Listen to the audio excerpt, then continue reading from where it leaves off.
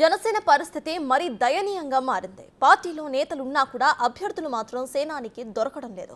ఇతర పార్టీల నుంచి వచ్చి చేరిన నేతలకే టికెట్ తెచ్చుకోవడంతో వరుస విమర్శలకు మూట కట్టుకుంటున్నారు. 21 స్థానాల్లో తమ అభ్యర్థులు ఉన్నారన్న మాటే కానీ వారంతా కూడా టీడీపీ వైసీపీ నేతలే కనిపించడం తప్పుడు సంకేతాలకు దారితీస్తోంది. ఇది ఆయన పార్టీకి మంచిది కాదన్న అభిప్రాయం వ్యక్తమవుతున్నా కూడా పవన్ మాత్రం పట్టించుకోవడం లేదు. ప్రశ్నించేది నేనే కానీ తనను ఎవరూ ప్రశ్నించకూడదు అన్న తరహాలో ఆయన ధోరణి కనిపిస్తుంది అన్న విమర్శలు పెద్ద ఎత్తున వినిపిస్తున్నాయి.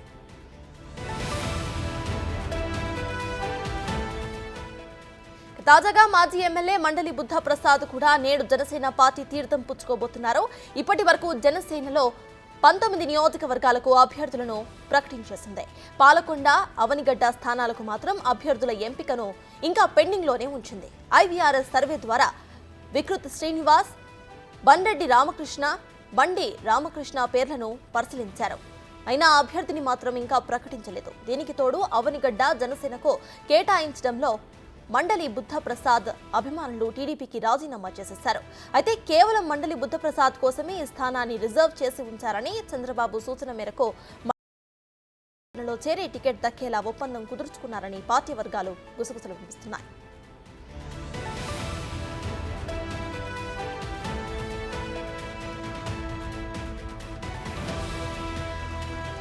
భీమవరం అభ్యర్థి పులవర్తి ఆంజనేయులు టీడీపీ నుంచి వచ్చారు. తిరుపతి అభ్యర్థి ఆరణి శ్రీనివాసులు, పెందుర్తి అభ్యర్థి పంచకర్ల రమేష్ బాబు, విశాఖ సౌత్ అభ్యర్థి వంశీకృష్ణ యాదవ్ వైసీపీ నుంచి వచ్చి పార్టీ పదవులు పొందారు.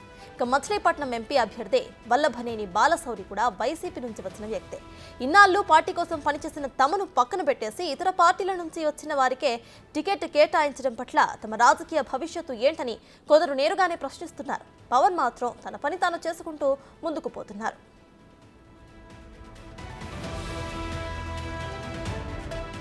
మొత్తానికి జనసేనలో రోజు రోజుకి అసంతృప్తుల సంఖ్య పెరుగుతోంది. ఈ విషయంపై పూర్తి డీటెయిల్స్ మా ప్రతినిధి శివ అందిస్తారు.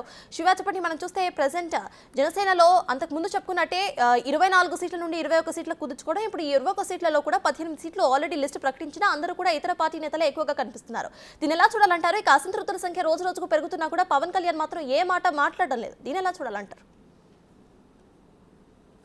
సత్తాజ్ మొత్తం మీద చూసుకుంటే ఆంధ్రప్రదేశ్లో జనసేన పార్టీ కొంత అయోమయంలో పడ్డ పరిస్థితి కనిపిస్తూ ఉంది.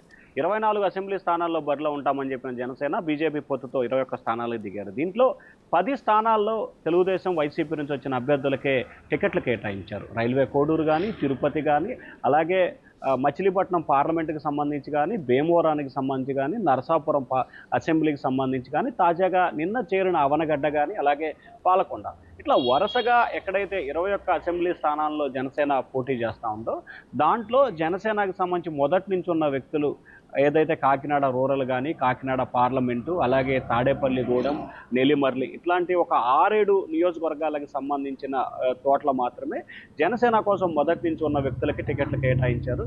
కానీ మిగిలిన నియోజకవర్గాలకు సంబంధించి మాత్రం 10 నుంచి 12 అసెంబ్లీ నియోజకవర్గాలు, అంటే 21 అసెంబ్లీ స్థానాల్లో సగం అసెంబ్లీ స్థానాలు పైగానే వివిధ పార్టీల నుంచి వచ్చిన వారికి టికెట్లు కేటాయిస్తున్న పరిస్థితి కనిపిస్తూ ఉంది.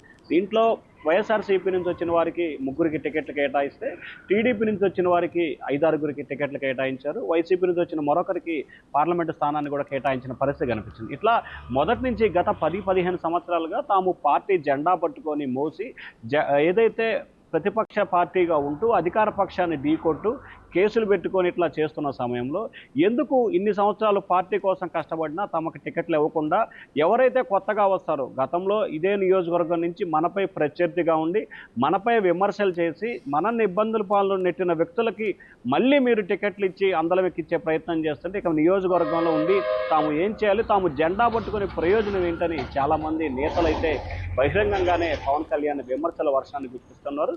కానీ పవన్ కళ్యాణ్ మాత్రం ఇవి ఏవీ పట్టించుకోకుండా ఆయనకు సంబంధించి మాత్రం గెలిపే ప్రామాణికం. ఆ నియోజకవర్గానికి సంబంధించి ఆర్థిక సామాజిక వనరులని ప్రధానంగా బేరేజ్ వేసుకొని సర్వేని ఆధారం చేసుకొని అక్కడ టికెట్ల ఎంపికకి సంబంధించి శ్రీకారం చుడుతున్నారు.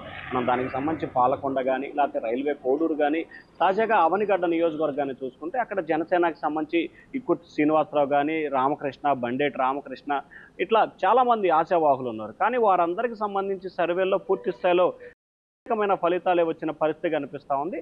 ఒకవేళ అవనిగడ్డకు సంబంధించి మండలి బుద్ధప్రసాద్ లాంటి వ్యక్తి టీడీపీ నుంచి జనసేనలో చేర్చుకుంటే గెలిచే అవకాశాలు ఉన్నాయని చెప్పి సర్వే నివేదికలే చెప్తా ఉన్నాయి. సో ఈ నేపథ్యంలోనే సర్వే నివేదికల ఆధారంగానే జనసేన అధినేత టికెట్ల ఎంపికను కేటాయిస్తున్నారు. వేరే పార్టీ నుంచి వచ్చినా సరే టికెట్లు కేటాయిస్తున్నారు. ఇక్కడ ప్రధానంగా చూసుకుంటే అభ్యర్థులు ఎవరనే ముఖ్యం కాదు, వేరే పార్టీ నుంచి వచ్చినా కానీ జనసేన సింబల్పై గెలవటమే ముఖ్యమనేది జనసేన అధినేత పవన్ కళ్యాణ్ ఏజెండాగా కనిపిస్తోంది. ఈ నేపథ్యంలో కొంతమంది నేతలు, కార్యకర్తలు, ఎవరైతే అభిమానులు ఉన్నారో వారిలో కొంత అసంతృప్తి, ఆగ్రహం, నిరుత్సాహం అయితే కొట్టొచ్చినట్టు కనిపిస్తూ ఉంది. మరి వీటిని రానున్న రోజుల్లో ఏ రకంగా కంట్రోల్ చేస్తారు, వాటిని అడ్డుకట్టేసేందుకు ఏ రకమైన ప్రయత్నాలు చేస్తారు అనేది మాత్రం సద్యతగా నెలకొంది. ప్రస్తుతం అవనిగడ్డ నియోజకవర్గానికి సంబంధించి జనసేన నేతలంతా కూడా నిరసన ప్రదర్శనలు, ఆందోళనలు చేస్తున్న పరిస్థితి ప్రస్తుతం అవనిగడ్డ నియోజకవర్గంలో కనిపిస్తూ ఉంది. మరి అక్కడ అవనిగడ్డ నియోజకవర్గాన్ని ఏ రకంగా జనసేన అధినేత పవన్ కళ్యాణ్ సెట్ చేసి తెలుగుదేశం పార్టీని జనసేన వచ్చిన అభ్యర్థి విజయానికి ఏ రకంగా కృషి చేస్తారో చూడాల్సిన పరిస్థితి కనిపిస్తా ఉంది. ఒకసారి చూస్తుంటే ఇక్కడ 3 పార్టీలు కూటమిలాగా ఫామ్ అయ్యాయి. అయితే ఇందులో బుద్ధప్రసాద్ టీడీపీలో రాజీనామా చేసి మళ్ళీ జనసేనలో చేరి జనసేన నుండి టికెట్ ఆశించడం, అసలు దీన్ని ఎలా చూడాలంటారు? అంటే ప్రధానంగా చూసుకుంటే ఇక్కడ 2 రకాల అంశాలని మనం చూసుకోవాలి. ఒకటి, జనసేనకి సంబంధించి అభ్యర్థులకు సంబంధించి షార్టేజీ స్పష్టంగా కనిపిస్తూ ఉంది. అభ్యర్థులని బరిలోకి దింపుకోలేని పరిస్థితిలో ప్రస్తుతం జనసేన ఉంది.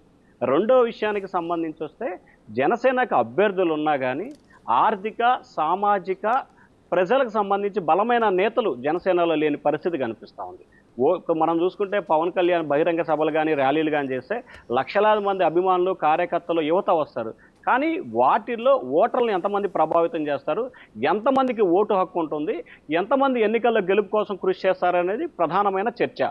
సో ఈ చర్చల్లో భాగంగానే దాన్ని బేరేజ్ వేసుకున్న నేపథ్యంలోనే అవనిగడ్డకు సంబంధించి మండలి బుద్ధప్రసాద్ టీడీపీని జనసేనలో తీసుకున్నారంటే అక్కడున్న జనసేన అభ్యర్థులకు సంబంధించి గెలిచే అవకాశాలు లేకపోవడమే ప్రధానమైన కారణం. దానికి సంబంధించి సర్వే నివేదికలని ఎవరైతే మచిలీపట్నం పార్లమెంట్ అభ్యర్థి బాలశౌరి ఉన్నారో ఆయనతో స్వయంగా జనసేన అధినేత పవన్ కళ్యాణ్ 3 రోజుల పాటు 3 సార్లు పిలిపించుకొని వ్యక్తిగతంగా 1-to-1 కూడా మాట్లాడి ఆ నియోజకవర్గంలో సమీకరణలు ఈ విధంగా ఉన్నాయి, పలానా రామకృష్ణాన్ని బరిలో దింపితే ఈ శాతం ఓట్లు వస్తాయి, పలానా ఇక్కుర్తి సీన్ని బరిలో దింపితే ఈ స్థాయిలో పర్సెంటేజ్ వస్తుంది. సో ఈ నేపథ్యంలో మనకి ప్రధానంగా చూసుకుంటే 21 స్థానాల్లో మనం పోటీ చేస్తున్నాం కాబట్టి ఖచ్చితంగా 19-20 స్థానాల్లో గెలిపే మనం ప్రామాణికంగా తీసుకున్నామనేది పవన్ కళ్యాణ్ వారందరికీ వివరించే ప్రయత్నం చేస్తున్నారు. సో ఓవరాల్గా చూసుకుంటే గత 10 సంవత్సరాల పైగా పార్టీ ఉన్నప్పటికీ గెలిచే అభ్యర్థులు తయారు చేసుకోలేకపోవడం జనసేన లోపంగా కనిపిస్తూ ఉంది. ఇప్పటికిప్పుడు ఎక్కువైతే ఎన్ని స్థానాలు అయితే పోటీ చేస్తున్నాం, ఎక్కువ స్థానాల్లో గెలవాలని కోరుకుంటున్న సమయంలో ఇట్లా వేరే పార్టీ నుంచి తీసుకోవాల్సిన పరిస్థితి ఆ పార్టీకి ఉత్పన్నమవుతా ఉంది. Right, thank you Shiva.